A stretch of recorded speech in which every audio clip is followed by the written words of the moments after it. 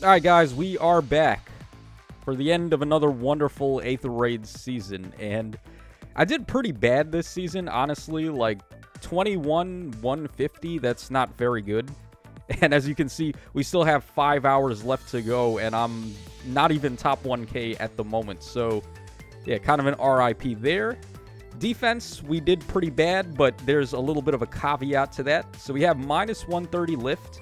If we go ahead and take a look, we'll see that we had a minus 60 somewhere around the beginning with my old defense. And then I set up my brand new defense, and we took a minus 70 with that. And then the rest were complete wins. So it's like a half season. I wasn't able to really put this new defense to the test. And if we go ahead and take a look over here, this is the defense that I am going to be showcasing today, which features a particular unit over here. Now, I'm going to be honest. I am very unimpressed by this guy, and I know we were all, like, thinking he was going to be a must-pull, thinking he was going to destroy the game, like this was the apocalypse, but having him and being able to finally put him to work, I don't think that's going to be the case. I think he's actually not that impressive, which may sound kind of weird to say, considering how much we were glazing him prior to him actually releasing. One of the major issues with him right now, I would say, is that, first of all, him being a defense mythic hero is great, because that means you're going to run him on a defense team and get the special slot. But it also means that he's not being able to gain blessings himself, which would be a huge deal for this guy in particular, because he's an armored unit, and you're going to want to turn him into a save unit to get that roll compression, allow him to fill the role of either a near saver or a far saver. In this case, we're going for near save, because I think he has much better chances of living against near enemies than far enemies. So I've gone ahead and given him a near save build, and without getting those extra stats from the blessings, it gets really iffy. Like, I'm thinking, is he even going to be sturdy enough to pull this off? Because when we're talking about Darkness Season and the enemies are blessing their own offensive threats, and they're going to be getting like plus 15 to 20 HP, and then who knows how much to the rest of their stats, it's going to start looking pretty grim for this guy as a save option. So that's one problem.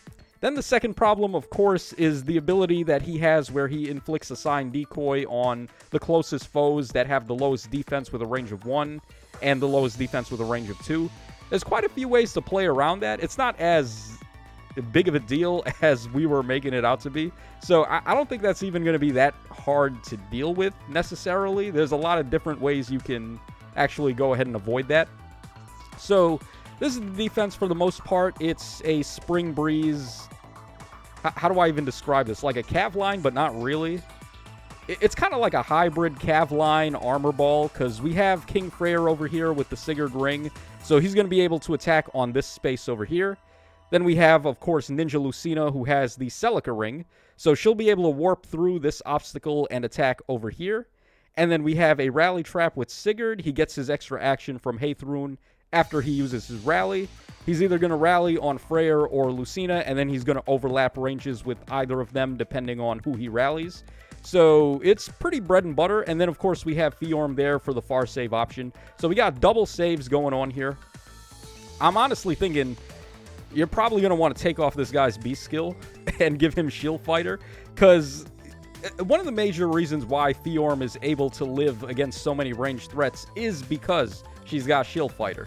So I feel like this guy probably needs to match that if he's even going to have any defensive presence at all, especially without having the blessings on defense. So let's go ahead and take a look at some defense replays and see how this guy ended up doing. Of course, we're going to save the loss for last. And there are actually a couple of things I could have done to avoid this loss, but all of them involve me summoning for extra skills. All right, let's take a look at this first one over here. So this is the most recent one. And we'll go ahead and turn the animations on, of course. All right, they are turned on, so we're good to go. Oh, we also have this unit here, too, Needhogger. So, of course, Needhogger is very menacing because it seems like everyone except for me had very big trouble dealing with her on the Abyssal map. I was kind of shocked, too, because I beat that shit in, like, one turn. Not even a problem. Not even crossed my radar as possible difficulty. And then I go on the Reddit, and it's like everyone is crying. It's the end of the world. They can't beat Nidhogger. So, yeah, I don't know what's going on here. I'm very unimpressed by both of them, honestly. Like, her and him. I'm not really feeling them too hard at the moment. They're just, like, armored units where I don't think they're the best in slot save for either. Like, there's definitely better near saves and far saves than Lay Radar and also Nidhogger. So, the only chance they have of making meta appearances is, of course, the special abilities that they've got, like her having Dosage, and then this guy having Assigned Decoy. Alright, this guy's also running Micaiah. We have Atun Tamara. We got Satyr, who is a big problem for this team. As you can see, I've got Gatekeeper here with Kanto Control, but not Kanto Curb. So you're able to end my actions with Satyr if you've got her. Alright, then we also have Plumeria and Ratatosker. Okay. Alright, so he's going to try to bait us here with his Tamara. Alright, so we start the turn off, of course, and we inflict Assigned Decoy. So let's take a look at who actually got hit by Lay Radar's Assigned Decoy here. Alright, not Tamara. Okay, Nidhogger got hit by Assigned Decoy. So that gives her near save, and she's already got far save. So that's actually kind of good for her. Yeah, you could also take advantage of this too. Like, you can have him assign Decoy on a unit that you would want to tank anyway. So in this case, his Nidhogger is going to be able to near save and far save at the same time. All right, and then who was the far unit that ended up getting it? Let's see here. Okay, it looks like nobody actually. Interesting. So we only inflicted it on one character. Yeah, because it targets the nearest foe and then foes in 2 spaces of that foe. And the only foe that's in 2 spaces of Tamara here is Nidhogger. And Micaiah and Satyr, even though they're ranged units, they are exempt because they're not in 2 spaces of Tamara. So another play around to this guy. He's not as devastating as we thought he was going to be, as I said. Alright, so we get our rally trap off. Sigurd rallies, and then he goes in. If this guy was any kind of smart, he would have put his Satyr in slot 1 to end my Sigurd's action with her end turn ability, so I wouldn't have been able to set up the rally trap there.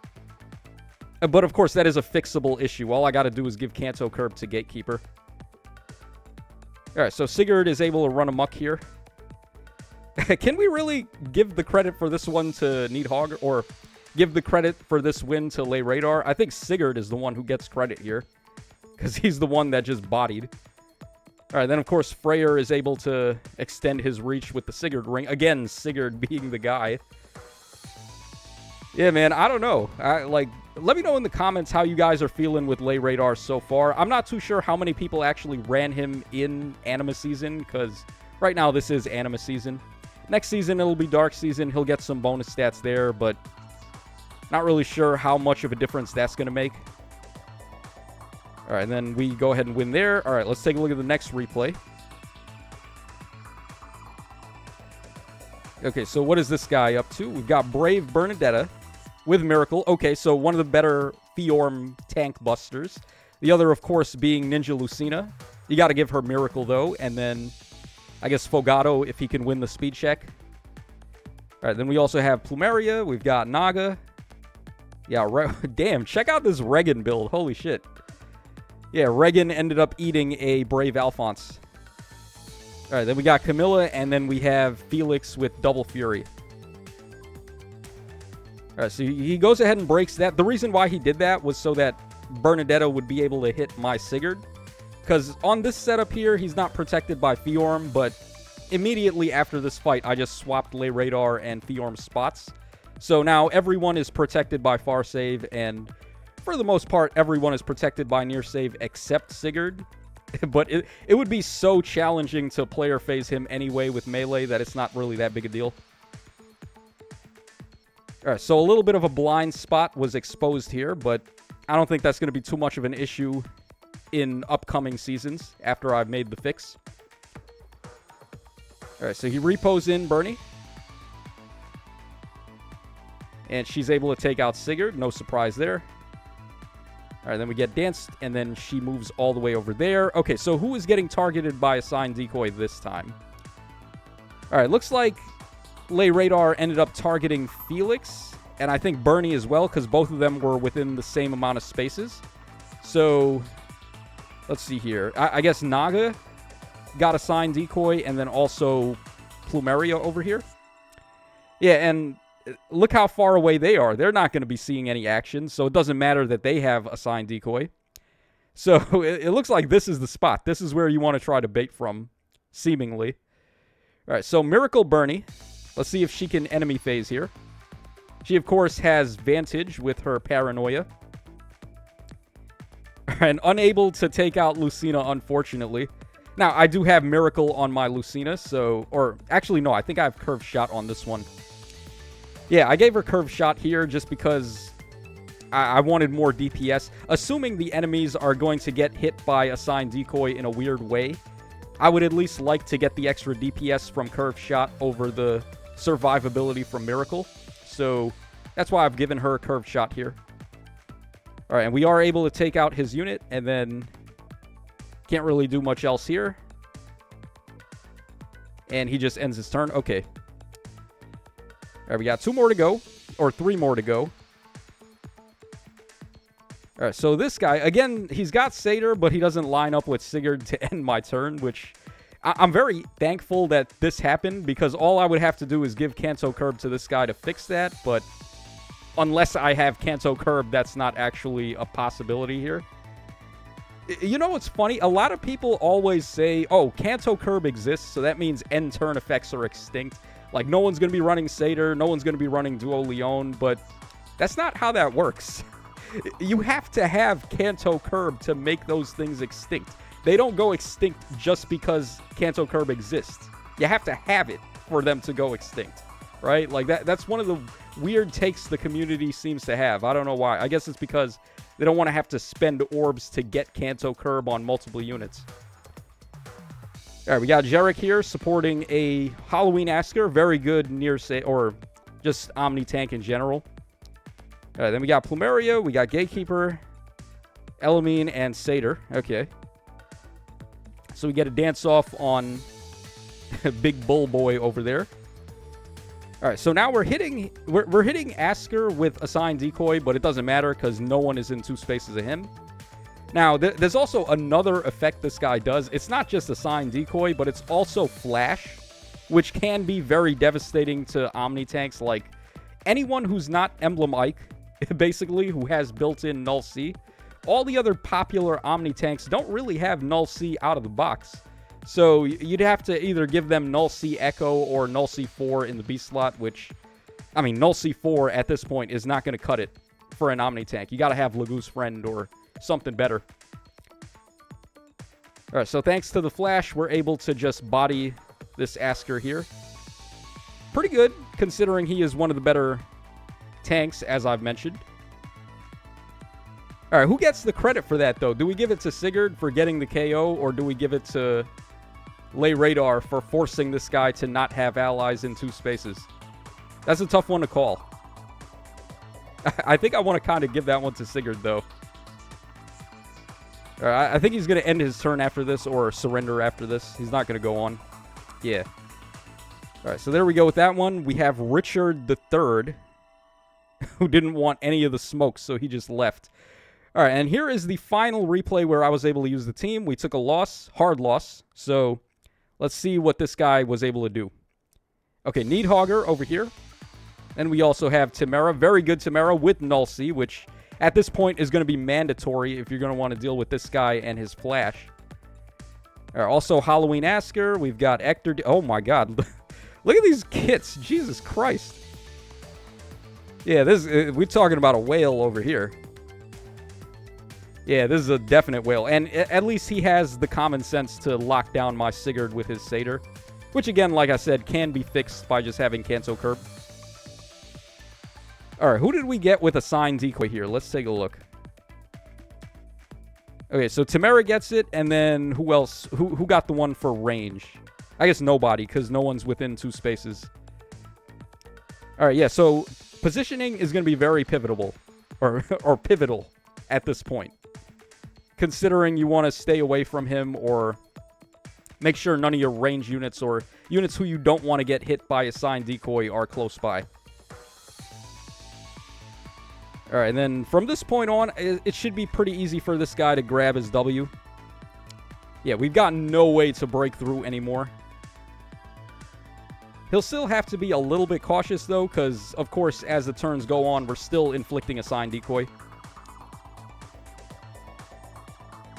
Alright, so Tamara with Sandstorm, able to just bop Freyr. Okay.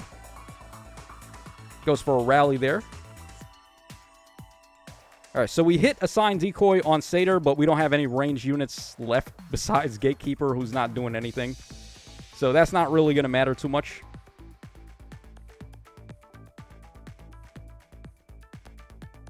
No, he's probably just going to end his turn right there, because, I mean, this is the real Bolt Trap. He doesn't want to get hurt for no reason.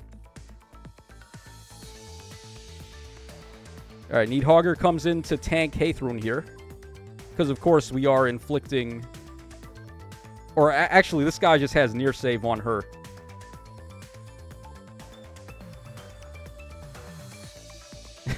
Gotta love that attack animation, too, by the way. The tail whip. Oh, man. We're probably going to be here for a while.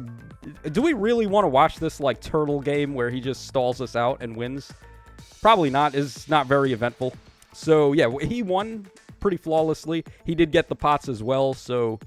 Not really much to say about that. So, yeah, it's hard to call at the moment. Like, really just giving this guy Kanto Curb would have fixed a lot of issues here. And also the swap that I did later on with Fiorm and Lay Radar's placements.